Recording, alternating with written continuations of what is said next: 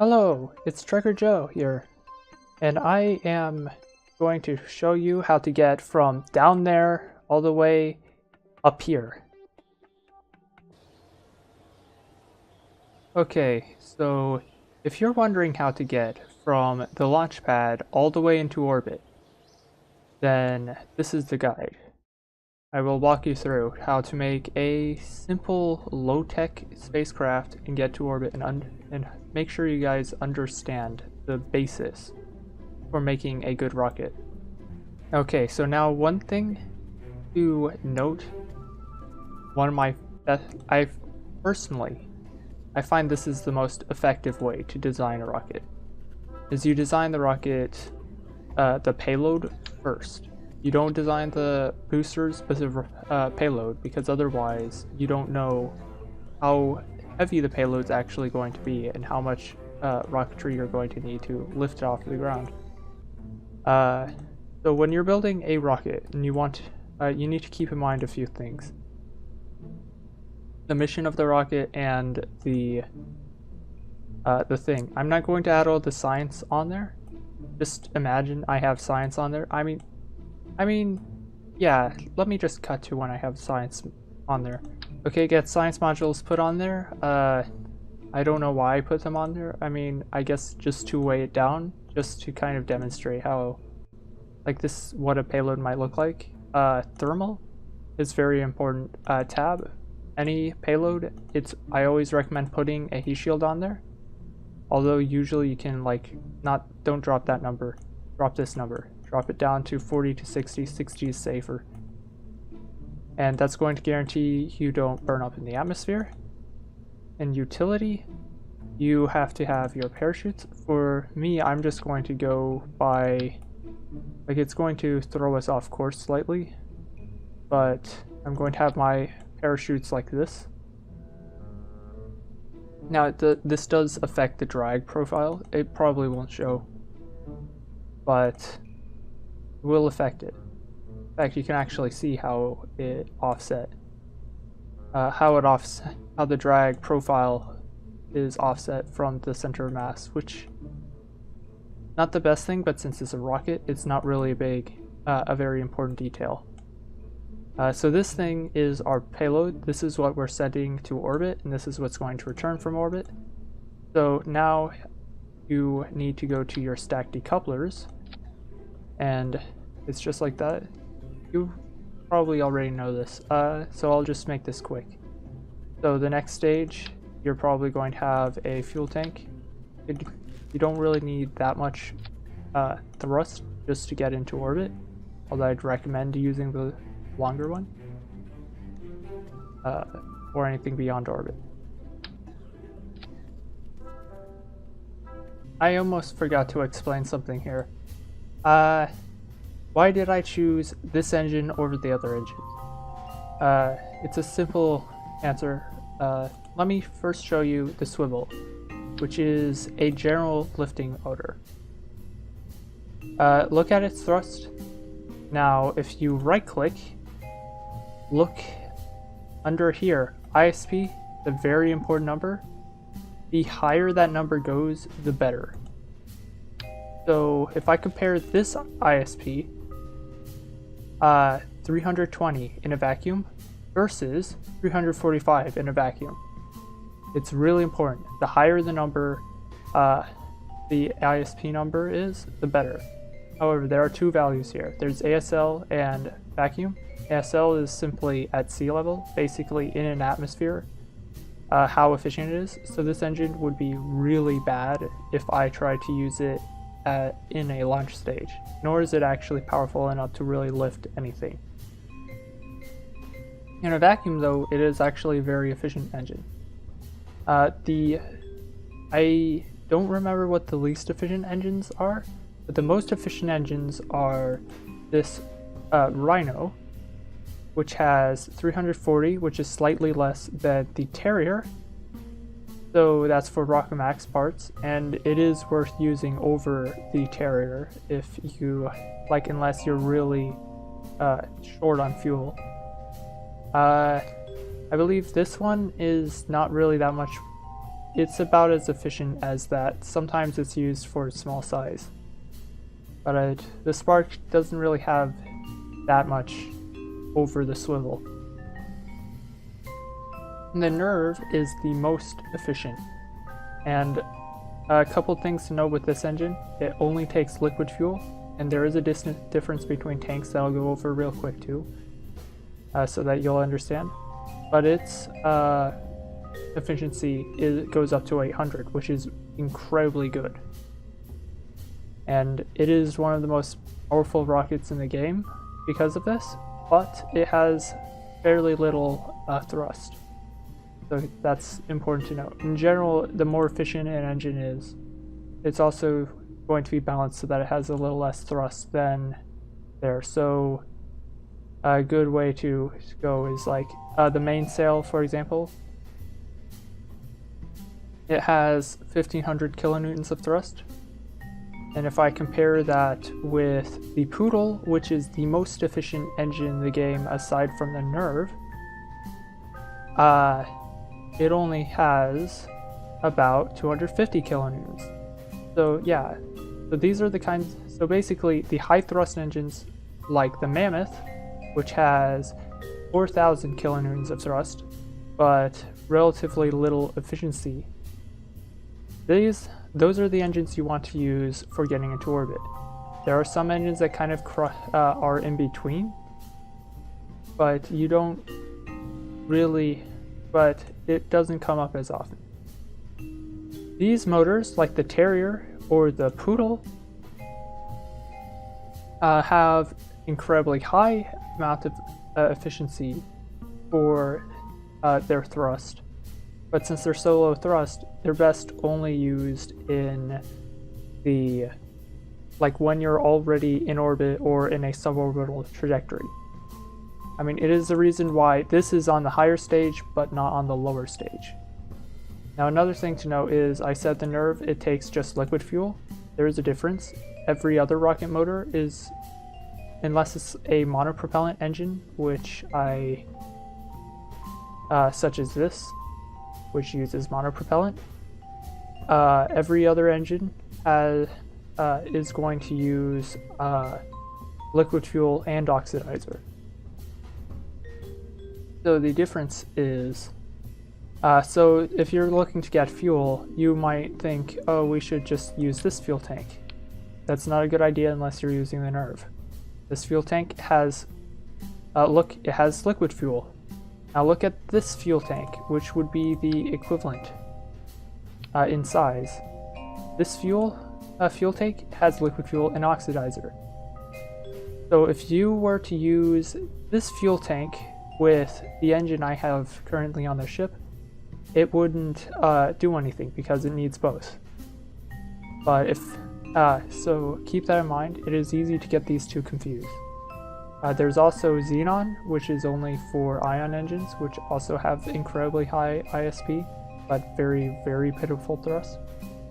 There are these holding tanks. They're for ore, not fuel, but they can be processed into fuel. You have your liquid fuel tanks, which are for aircraft engines and the Nerve rocket motor. And so that's basically it. Okay, so this is my this is the stage that's going to get me into orbit. So yeah, it's very simple. So I'm going to make my next stage and forget where everything is. There it is. And I'm just going to place a couple of these. I think that's about right. I mean, you effectively, each stage is basically going to be 2/3 larger than the next, and so that's what I'm going for, although I'm eyeballing it right now. I want you to grab the swivel, because it has gimbaling, and you have the Reliant. They're very similar, they look pretty much the same, but they're very different engines. The Reliant has slightly better efficiency, but it has no gimbaling. so it's just not worth it for the lack of stability. Unless you have like some alternative way of positioning your craft, I would suggest keeping the gimbling over the non-gimbling. Now I'm going to attach to the sides using these. It could be pretty much any rail decoupler, but these give a little bit of distance. So I'm just going to do like this. And I'm going to keep it simple. Put the thumpers with some nose cones because they do actually help when you're low in the atmosphere. Okay, so this is going to be the rocket we're going into orbit with. The very, very simple rocket. I'm going to change my staging. I'm going to have my main engine fire alongside these because it has gimbaling. It means that I can actually adjust my trajectory. I'm also going to add some winglets. And since I'm going to use a gimbaled engine, I don't necessarily have to use ones that are basically, if it's labeled lifting surface, then it's just going to make you more stable in flight. If it's control surface, then you can actually control with it. Since I already have the gimbaling of this engine, I don't necessarily need control surfaces. So yeah.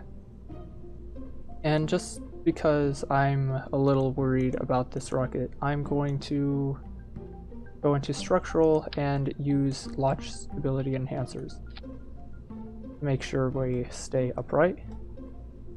That looks good. And make sure that these are always on the same stage as your launch engines, otherwise you'll have trouble. Now since I'm firing these both at once, these are going to run out first. So what I'm having this do is decouple, and then I decouple this. Because shortly after these die out, this is going to run out. And then I have this stage with this engine go off. And then I can decouple and then launch my parachutes. That's simple. That's how we're going to fly. Give it a name. Like a name or any name. Just give it any name. And put your pilot in the seat. Because we don't have the... Because if you don't, you won't be able to easily control the ship. And I mean, I know from experience trying to launch launch probes with the Stay Putnik has no SAS. Not easy. But I somehow managed to get into orbit anyway.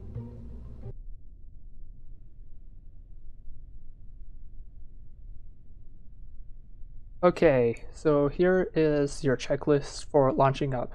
Always press F5. That quick saves the game.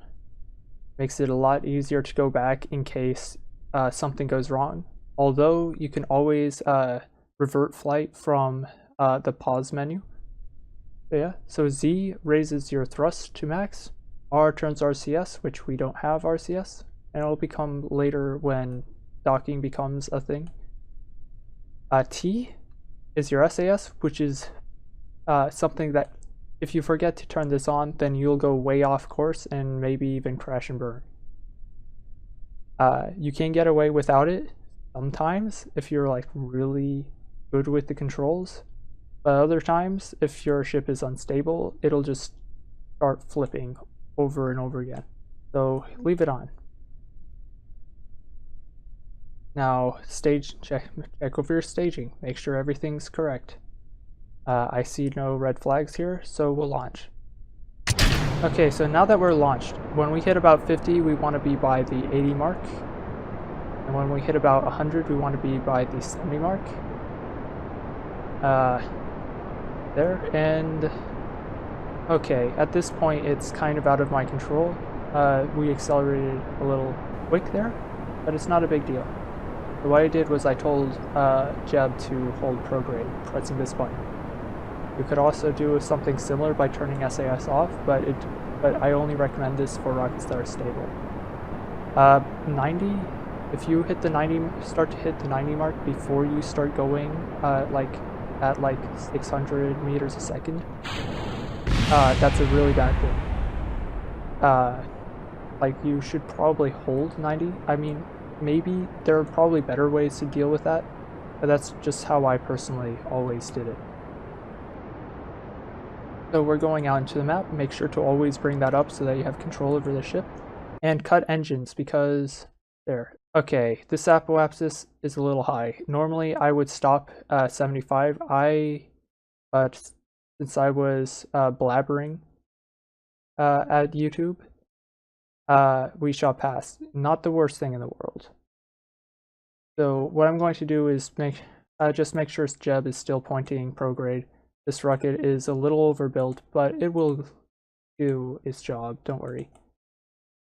Okay, when you get to this point, it's a good idea to turn your stability assist back onto neutral, or like toggle it so that it resets, and then adjust yourself to meet the horizon, actually slightly below the horizon in this case. And then I want you to burn. You're now giving your craft the sideways velocity needed to enter orbit. Now, it won't actually amount to much until all that velocity reaches roughly, what is it, 2,200-ish?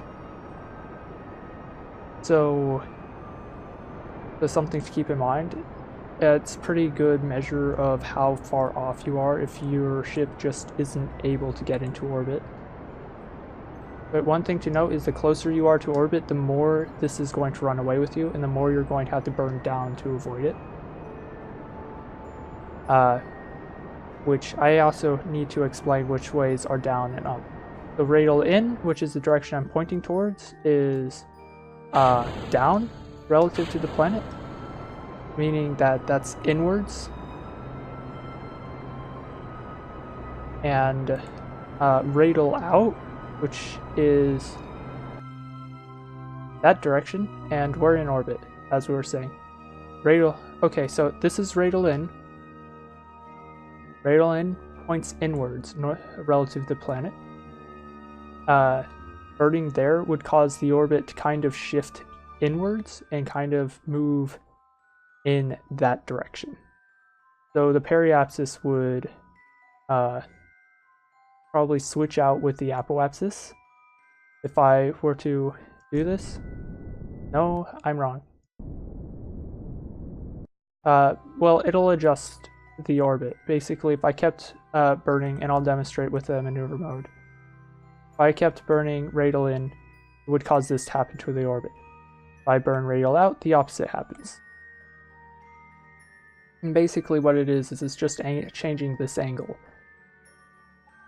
to be a little more to the right or to the left. Now if I go to normal and anti-normal are kind of interesting. I mean, it looks like up because of the orientation of the camera. This is not up. This, because we're moving in this direction, is actually, and let me change the camera manually for you. Yeah, that's left. And anti-normal, relative to your velocity, that's going to be right. And so a good way to tell is just keep in mind you're moving in a direction. And so since I'm moving towards this side, if I wanted to go left, then I burn normal, because that is left. Now, of course, since this is an orbit we're talking about, it means that halfway across, it'll switch. It'll switch, and you'll suddenly find yourself going right. Yeah, orbits can be weird sometimes. There's also prograde and retrograde. You're probably already familiar with that. Prograde is just the direction you're moving in. Retrograde is the direction pointing away from the direction you're moving in. And I'm going to use that in a moment. There are also these two buttons down here. They honestly don't matter for this. I created a maneuver node, and your Kerbal, and my Kerbal was high enough level, which he is. You'd be able to match that maneuver, which is convenient. And this just, if I have something selected, it'll point towards whatever it is selected. which your Kerbal has to be a high level for. And now that we've been in orbit for a while and that I've skipped to a sunny area, or an area just coming out of the shadow of Kerbin, I'm going to show you how to get back. And I'm just going to do the bare minimum to get back, just because this is what generally you're going to have like less fuel. If you're after a mission, you'll probably not have as much fuel unless you are like me and like to over-engineer. So I just pressed U, that turns on the lights. It doesn't really do anything. So I took my science. Of course, science is worth nothing in this save, so yeah. I mean, I did my EVAs, and I boarded, but now it's time to come home. We did all our science, everything we planned to do. We launched our satellite, whatever. Our Kerbal is getting tired of staying in orbit, so we're going to send him back home. Manual controls.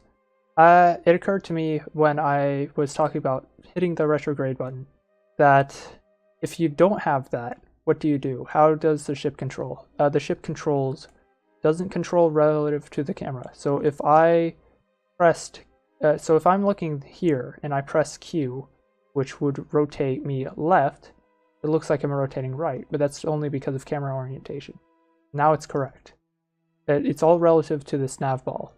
So Q is rotate left, E is rotate right, and so I'm just going to get back aligned. D is going to move me slightly right. A is going to move me slightly left if I just tap it. W will move down because it's airplane controls, and S will move me up. So I'm going to use a combination of these keys to get back onto the center, and I'm going to start burning. Now there are other controls. I'll go over them when I have the right. I'll go over them in my docking tutorial. So we're going to go down. I decreased speed quite a bit. So now I'm going to time warp, and I will hit the retrograde there just for convenience sake. Like, no need, if you, like, you really shouldn't manually control if you don't have to. I mean, and this is really helpful for landings. What I'm going to do is, I have a lot of fuel there. I'm just going to pretend that I burned it all up trying to get back. And so now we have our parachutes up, ready to deploy, and we're going to dive back into the atmosphere. Now, one thing to note, these parachutes, they've been patched fairly recently, and they have now all these settings, but the most important toggle is deploy mode when safe.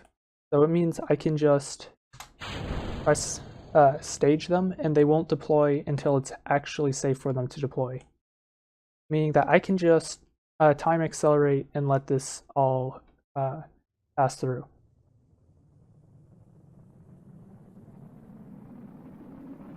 So yeah, anyway, the reduced amount of bladder there, it's not actually going to use that much bladder.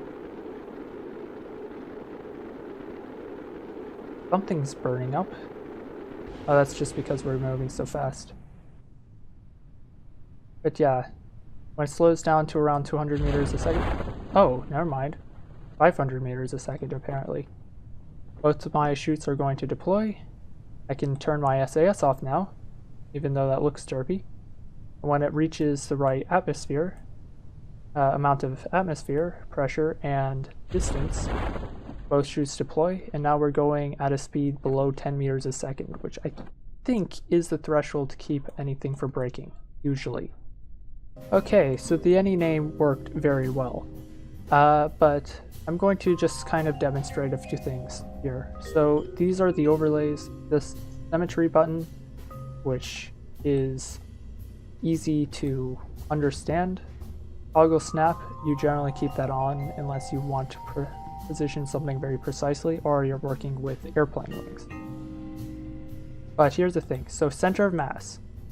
So just just to note, engines are actually kind of heavy. Like, see, center of mass moved quite a bit. As well as fuel. Fuel is also incredibly heavy in the game. Something to keep in mind. However, it doesn't mean that you put on more boosters. More boosters is actually a bad thing, because it means more engines, more stuff weighing you down. I generally go by the rule of, if I have enough thrust to keep going, to accelerate, but I am like not quite able to reach orbit, I usually assume it's a problem with fuel. So if I were to change this rocket and, for example, put fuel tanks, and I'm going to regret this, aren't I? And make sure it's in symmetry mode, and put fuel tanks instead of more boosters, I mean, that is generally more efficient than putting more boosters, because when you run out of the fuel in the fuel tanks, you can just dispose of the fuel tanks. And where is this? But important to note is, if you're going to do something like this, you have to have fuel systems unlocked. Otherwise you won't have the fuel ducts, which are what allow you to send fuel from an external fuel tank to an engine on another stage. So basically this is the same thing, except now I just have a pair of drop tanks. Center of thrust has to always align with your center of mass. You have gimbaling. That's also important. You need to make sure you know how many degrees of gimbaling you have and make sure it's enough, because if your center of thrust is off, you might be able to compensate. The vector engines are a good example. They have a little over 10 degrees of vectoring range, which is a lot for an engine. Although not quite as much as a space shuttle, but it allows you to have rockets that are a little lopsided, because it can adjust to the center of mass of the rocket. I would not recommend going that way though. I mean, it's more important when you're building space planes, in which case aerodynamic overlay is more important. Other things to note is, if your rocket is wobbly, you can go into auto struct, and you just set that to heaviest part or root part, whatever makes most sense, grandparent part. You basically auto struct it, it gives you lines in which, and that's what it's going to connect to and stay rigid to. So for the heaviest part, it would connect to this tank, which makes a lot of sense to me. So I'll keep it. However, you will not have this functionality if you don't have the strut connectors unlocked. So keep that in mind. And there. Now, when going up in size, going from, say, tanks this size to tanks this size, generally speaking, you can have fairly small stages with the larger tanks with the main lifter engine of the next size up, and it'll always, not always, but it'll be more effective at launching a payload. So if I want to change this entire thing and put a Rockomax fuel tank and thruster, it would be even more efficient getting into space. In general, it's not a rule or anything. It's not guaranteed. So yeah, one thing I didn't go over though is probe cores. Aside from this crappy probe core, all the probe cores give you SAS, but it's important to right click them and look at what they offer, because sometimes there's a feature that you need. Like at the very least, you'll want prograde and retrograde hold, but the most advanced will allow you to point at a specific target and hold a maneuver, which is very useful. So yeah. So anyway, that's all I had for the tutorial, and I made this rocket too heavy. Yep, this was one of those cases where the extra thrusters, extra boosters were a good thing. Oh yeah, that's painful. But yeah, anyway, this was Striker Joe, and hopefully this guide helped you get to orbit. I am going to lawn dart now.